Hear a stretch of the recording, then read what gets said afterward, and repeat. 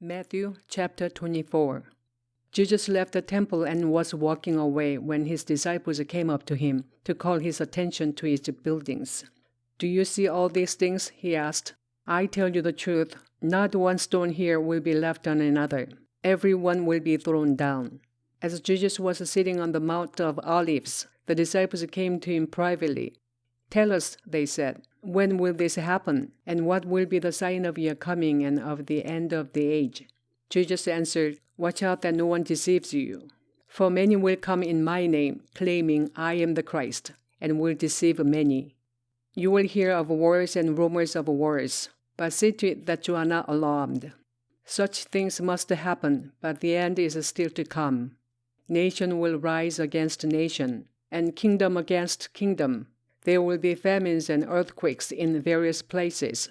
All these are the beginning of birth pains.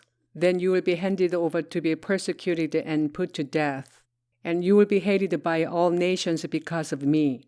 At that time many will turn away from the faith and will betray and hate each other. And many false prophets will appear and deceive many people. Because of the increase of wickedness, the love of most will grow cold. But he who stands firm to the end will be saved. And this gospel of the kingdom will be preached in the whole world as a testimony to all nations, and then the end will come.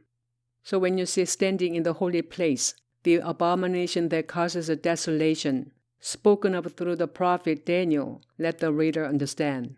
Then let those who are in Judea flee to the mountains. Let no one on the roof of his house go down to take anything out of the house. Let no one in the field go back to get his cloak. How dreadful it'll be in those days for pregnant women and nursing mothers. Pray that your flight will not take place in winter or on the Sabbath, for then there will be great distress, unequaled from the beginning of the world until now, and never to be equaled again. If those days had not been cut short, no one would survive, but for the sake of the elect, those days will be shortened. At that time, if anyone says to you, 'Look, here is the Christ,' or 'There he is,' do not believe it. For false Christs and false prophets will appear, and perform great signs and miracles to deceive even the elect, if they were possible. See, I have told you ahead of time. So if anyone tells you, 'There he is out in the desert,' do not go out.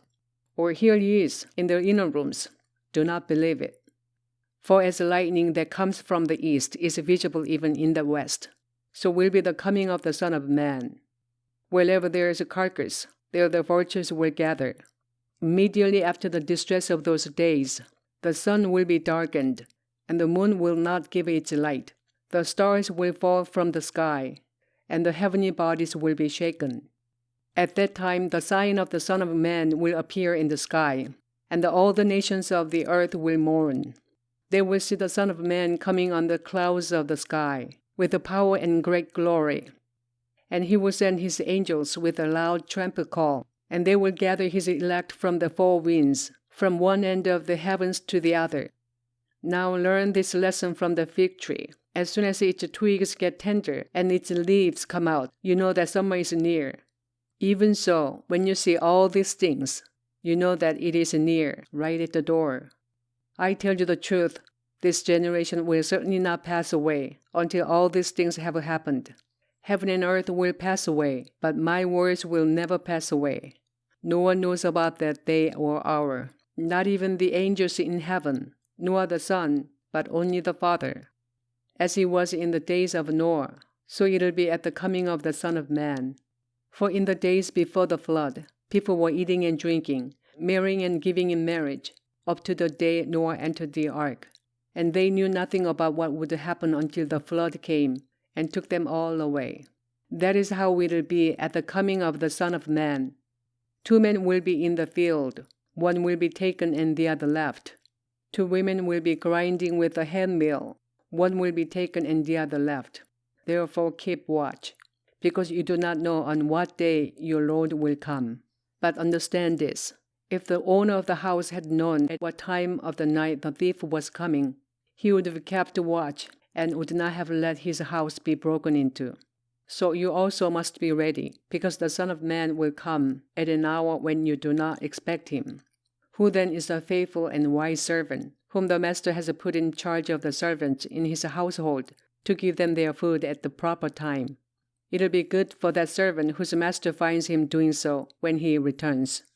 I tell you the truth, he will put him in charge of all his possessions.